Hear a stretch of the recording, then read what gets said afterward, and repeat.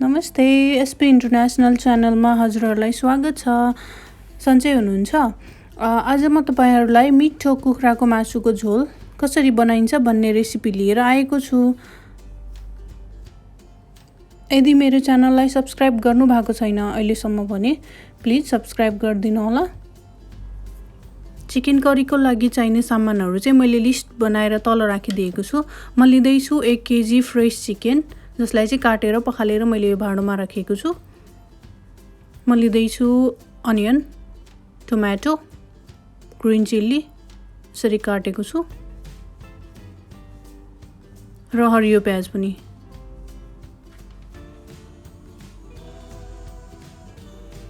मसलाहरुमा cumin seed, garam masala, cumin powder, turmeric powder, red chilli powder,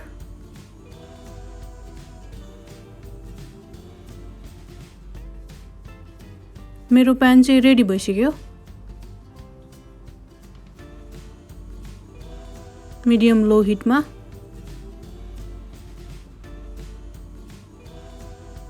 PAN चाहिँ तातिसकेको छ। म हाल्दै छु तेल अराउन्ड 3 स्पुन।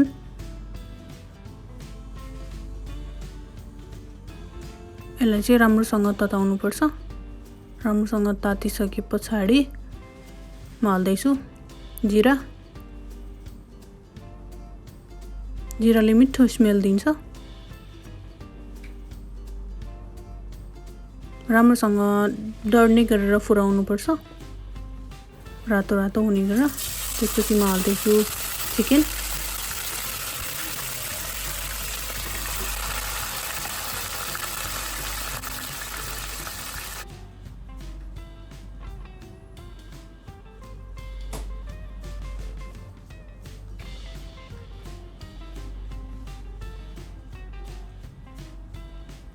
राम्रोसँग चाहिँ सबैतिर तेल पुग्ने गरेर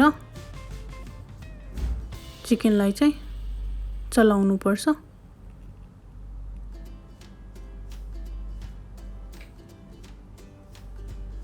रातो हुने गरेर एकछिनसम्म चिकनलाई फ्राई गर्ने मिडियम लो हिटमा,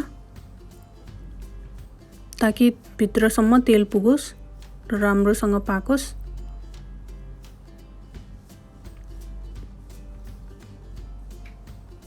चलाउँदै चलाउँदै डढ्न दिनु हुँदैन।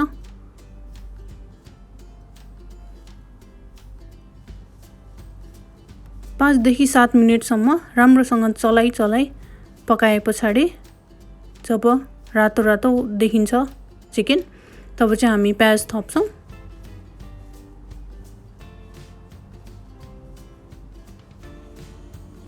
प्याजलाई पनि राम्रोसँग चलाइदिनु पर्छ।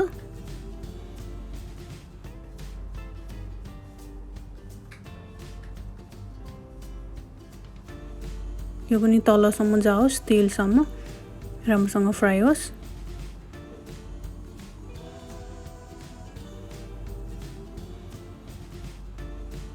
एक मिनेट पछाडि जब प्याज पाक्छ तब चाहिँ हामी हाल्छौं turmeric powder, red chilli powder, garam masala, cumin powder,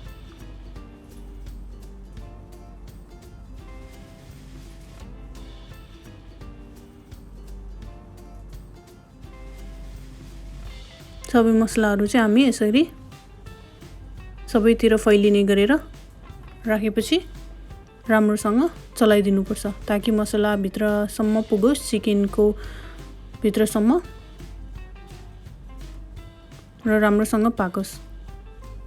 जुन हामीले हालेको मसला छ त्यो चाहिँ चिकनको पिसमा पुग्ने गरेर चलाइसकेपछि मिडियम लो हिटमा हामी चाहिँ 2 मिनेटको लागि त्यसलाई छोपेर राख्दिन्छौं। 2 मिनेट पछाडि हेर्नुस् त चिकन मसलाहरु पाकिसक्यो।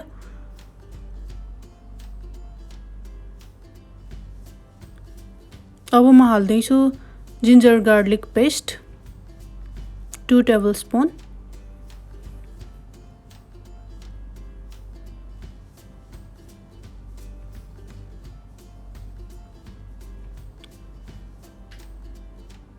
त्यसलाई चाहिँ राम्रोसँग चलाउनु पर्छ ताकि सबै चिकनको पिसमा राम्रोसँग पुगोस्। अब म हाल्दैछु नुन, सल्ट कति चाहिन्छ टेस्ट अनुसार।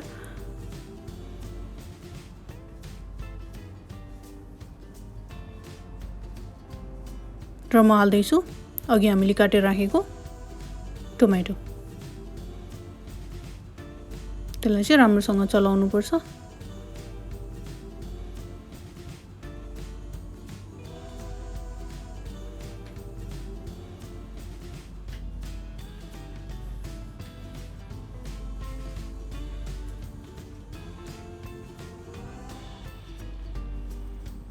हरियो खोर्सानी पनि हाल्दिउँ।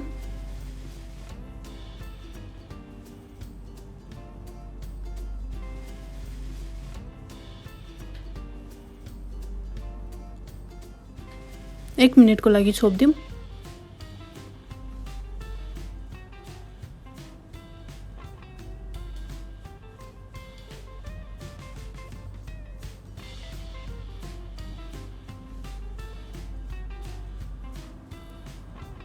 हेर्नुस् त हाम्रो चिकन अलमोस्ट पाकिसक्यो। यदि हजुरहरूलाई रस राख्नु छैन भने चाहिँ यतिकै निकालेर खान सक्नुहुन्छ। यदि रस राख्नु छ भने चाहिँ अब पानी हाल्नुपर्छ थोरै र 2 मिनेट जति त्यसलाई चाहिँ उमाल्न दिनुपर्छ।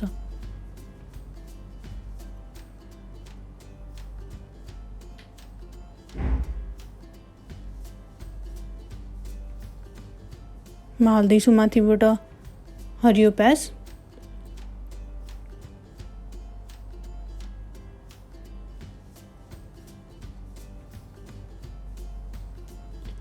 राम्रोसँग चलाइदिँदैछु।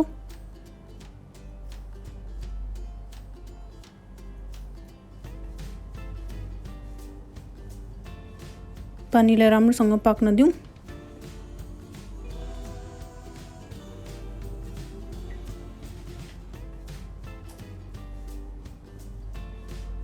एकछिन छोप्दिउँ।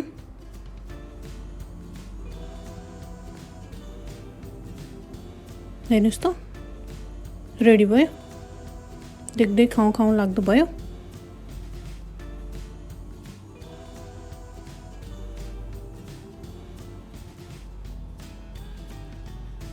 यो चाहिँ हजुरहरूले मासु, चिउरा, खाना जेसँग पनि या पुलाउ जेसँग पनि सर्भ गर्न सक्नुहुन्छ। हेर्नुस् त घरमा पाहुनाहरू आउँदा साथीभाइहरूसँग या फ्यामिली मेम्बरहरूसँग बसेर पनि हजुरहरूले यो रेसिपी चाहिँ इन्जोय गर्न सक्नुहुन्छ। आज मैले यसरी बासमती राइससँग सर्भ गरेको छु। हजुरहरूले पनि घरमा यसरी नै मिठो कुखुराको मासुको झोल बनाउनु होला र कमेन्ट गर्नु होला कस्तो भयो भनेर। हाम्रो युट्युब च्यानललाई सब्स्क्राइब र शेयर गर्न नभुल्नु होला है। यसैगरी मिठो रेसिपी लिएर नेक्स्ट विक फेरि आउने छु। नमस्कार।